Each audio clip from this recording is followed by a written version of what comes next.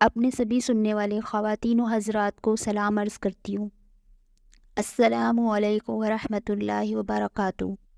تو شروع کرتی ہوں آج کا قصہ۔ بسم اللہ الرحمن الرحیم۔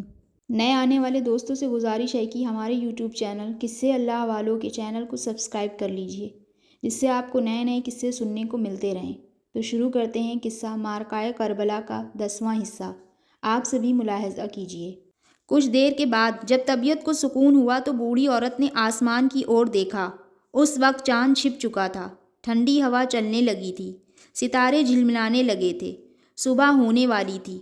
پھر جب پورب کی طرف سے ہلکی روشنی کی لہریں اٹھنے لگیں تو بوڑھی عورت نے کہا، صبح ہو گئی ہے، اب اذان ہونے والی ہے۔ ابھی بوڑھی عورت کا جملہ پورا بھی نہ ہوا تھا کہ اذان کی آواز آئی۔ یہ تینوں ہوشیار ہو گئے۔ اذان ہو رہی ہے، میں مسجد میں جا کر نماز پڑھ آؤں۔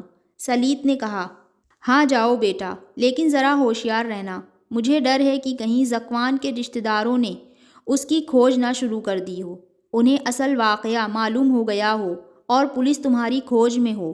بوڑھی عورت نے اپنا اندیشہ ظاہر کیا۔ خطرہ مجھے بھی ہے، پر میں گرفتاری کے ڈر سے جماعت کی نماز نہیں چھوڑ سکتا۔ پر احتیاط رکھنا بھیا، فاختہ بیچ میں بول پڑی۔ ہاں احتیاط رکھوں گا۔ سلیط چلا گیا۔ بوڑھی عورت اور فاختہ نے وضو بنا کر نماز پڑھی۔ بوڑھی عورت تو کوئی وظیفہ پڑھنے لگی اور فاختہ ذکوان کے پاس بڑے پیارے انداز میں قرآن کی تلاوت کرنے لگی۔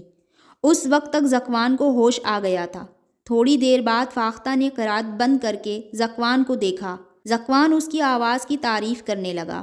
فاختہ شرما گئی۔ اس نے اپنے کو سنبھالا اور بولی، خدا کا شکر ہے، آپ کو ہوش آ گیا۔ ہوش آ گیا، مگر مجھے ہوا کیا تھا؟ ذکوان نے پوچھا۔ تمہیں میرے بھائی نے گھائل کر دیا تھا۔ ذکوان کو جیسے کوئی بھولی ہوئی بات یاد آ گئی ہو۔ اس نے کہا، ہاں میں گھائل ہو گیا تھا، اب یاد آیا۔ اچھا، وہ نوجوان جس نے مجھے گھائل کیا تھا تمہارا بھائی تھا؟ جی ہاں، مگر انہیں اپنی جلد بازی پر افسوس ہے۔ غنیمت ہے، ذکوان نے مسکرا کر کہا۔ وہ بہت شرمندہ ہیں، رات بھر آپ کے پاس بیٹھے افسوس کرتے رہیں۔ اچھا، وہ رات بھر جاگتے رہے ہیں؟ ذکوان نے پوچھا۔ فاختہ نے بھولے پن سے کہا، جی ہاں، وہ ہماری دادی اور میں، ہم سبھی جاگتے رہے۔ بڑی تکلیف اٹھائی تم لوگوں نے۔ اب میں تمہارا شکریہ ادا کروں یا تمہاری دادی جان کا؟ کسی کا نہیں، شکر گزار تو ہم سب آپ کے ہیں، مگر تم سب ساری رات جاگتے رہے ہو؟ ذکوان نے حیرت سے پوچھا۔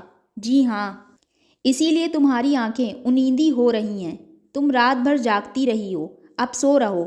فاختہ ہنستے ہوئے بولی، اب سو رہوں دن میں؟ واہ واہ، کیا بات کہی آپ نے، دن میں سونا گناہ نہیں ہے۔ ذکوان بولا، یہ بھی میں جانتی ہوں، لیکن دن آرام کرنے کے لیے نہیں بلکہ کام کرنے کے لیے ہے۔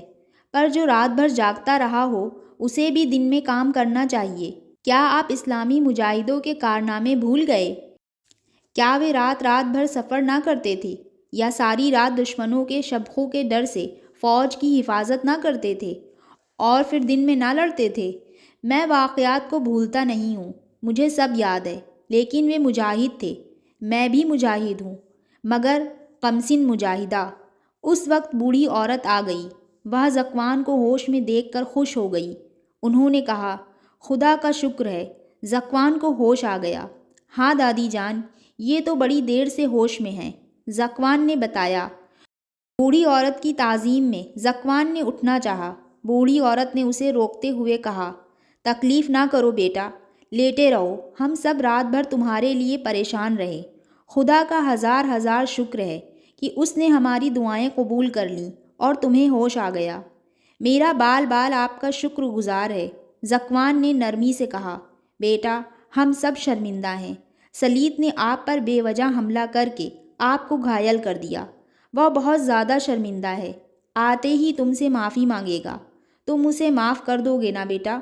بوڑھی عورت نے تڑپ کر کہا، انہوں نے غلط فہمی کی وجہ سے مجھ پر وار کیا، مجھے ان سے کوئی بھی شکایت نہیں ہے، میں نے انہیں معاف کر دیا۔ ذکوان نے کہا، تم بڑے نیک اور شریف ہو بیٹا۔ دادی جان، ابھی تک بھائی جان نہیں آئے، فاختہ بول پڑی۔